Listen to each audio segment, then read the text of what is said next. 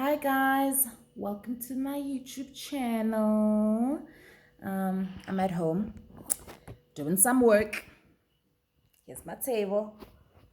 Um, and I was thinking that I could share very quickly with you guys something that I've noticed quite a bit. So you'll notice that I'll do a lot of posts on like what opportunities are out there, and I'm just a firm believer in just passing things on when I get them, even if whether they're useful to me or not.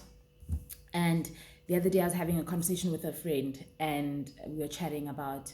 In fact, I've had this conversation with way too many friends recently, just chatting about like their siblings, and either their siblings needing to go back to school and struggling, or needing a job and struggling. And so I was thinking, like, this is a different kind of black tax, right? Like, haitwanele black tax ele that you have to send money home every month. Like, it's a different kind of black tax where you, as the sibling, and in most cases, as the older sibling, has to almost apply, like, tonso apply your mind to be like, okay, so wanona like hana mereko jobs, obviously 29% unemployment in South Africa. But also it's like, they either haven't finished school, there's no jobs, there's this, that, and just worrying about their future, which is quite a valid, like I worry about my younger cousins' futures all the time, and hence I put so much work into it, and I'd rather have that black tax now, and have it even cost me, whether it's costly, whether it's money cost, whether it's my time, whether it's having to sacrifice certain things so that I can help them with certain things, rather that so that they can have a better future. So one of the things that I can share with you guys that I do a lot is I Google, guys. I Google.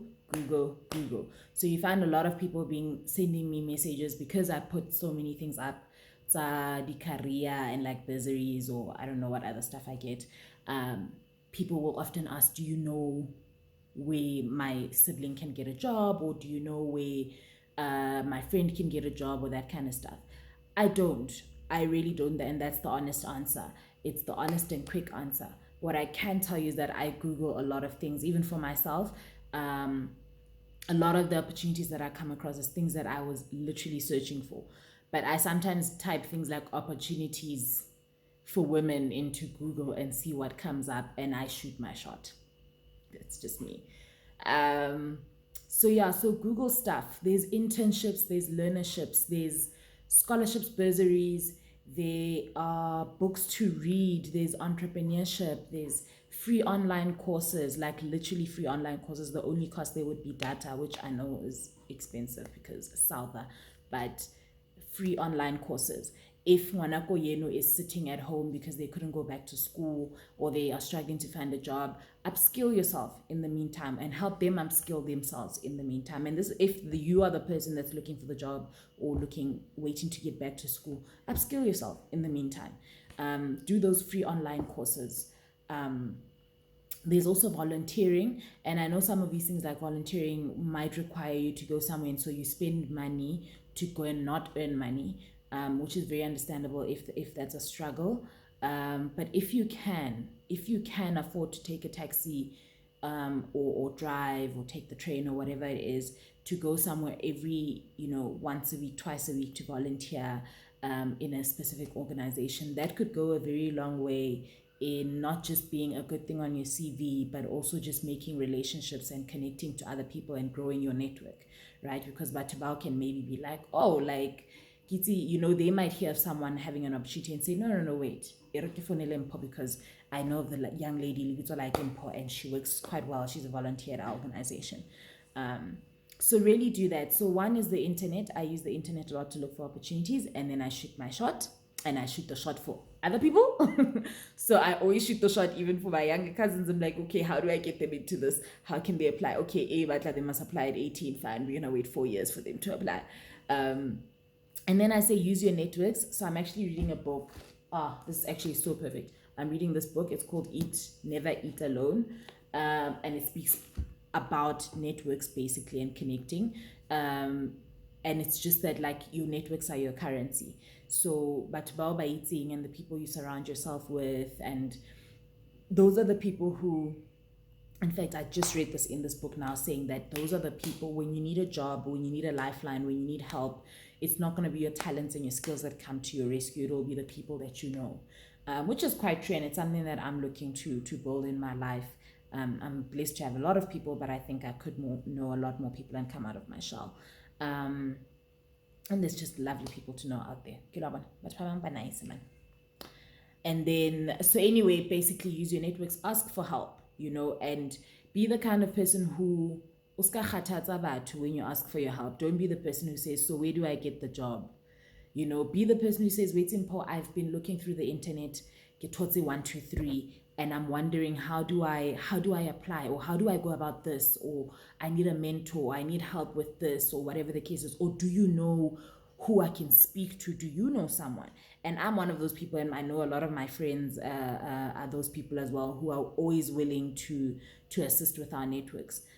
So I might not necessarily know anything about something specific, but I'll certainly be like, oh, I know Spanmang, and Spanmang usebetsa in this thing. Let me ask her if she's willing to have a chat with you. So do that, definitely. And then always be building your CV. Prepare for those things. So if you need to be doing mock interviews, do mock interviews. If you need to be practicing by speaking into the mirror, speak into the mirror. If you need to be reading a book on it, read a book on it. But just, iba busy, man. Iba busy. And then be a nag. Be a nag. I got into res when I left for UCT. I got into res because my aunt would not stop calling them. She would call them every day and be like, guys, Mwana o utswa Johannesburg. She knows no one in Cape Town, which was very much true. I had no family, no friends even. I didn't even know people who were moving to Cape Town. I think I only knew like 2 people who I played sports with at the time, and we were like friends, but not really close friends. And my aunt was like, listen, Mwana o utswa Johannesburg. She doesn't know anyone. We need her to be in res. And at the time they were like, res is full, da da da da, and she called every single day, and she was a nag. Eventually they were like, whoo, it's fine, res, hey. And I'm not saying that it will always work out in that way, but be a nag, right? But in a good way, like always follow up, always call. If they're saying to you, Mpohayo, today she's not available, when can I call her? Okay, tomorrow call her. If they say to you, she'll be out in an hour, call. Email, follow up. Just be that person who's like, guys, I want this. And if it's a job that you're looking for and you go somewhere and they say, guys, we don't have jobs right now, or the places that we had have been filled, okay, when do I come back? Tell me how to apply. What can I do in the meantime so that by the time I have to apply again for this job in 3 months, that I'm ready and I'm a better candidate? So always, always, always be upskilling yourself. And none of these things are things that are guaranteed. I receive a lot of no's for a lot of things all the time. It's actually scary, right? That's the part people don't know. They don't know how many no's you get before you get a yes for anything. And particularly for me in entrepreneurship, I get a lot of, oh, we can't right now, or oh, sorry, it doesn't fit our this, and it's okay. That's sort of the part of you that you also need to train and be almost not ready, I want to say, but be prepared for the fact that those things will happen, and don't let it get to you. Just keep standing up and shake it off. Okay, that's all I have to say for today. I'm gonna keep quiet now. Bye.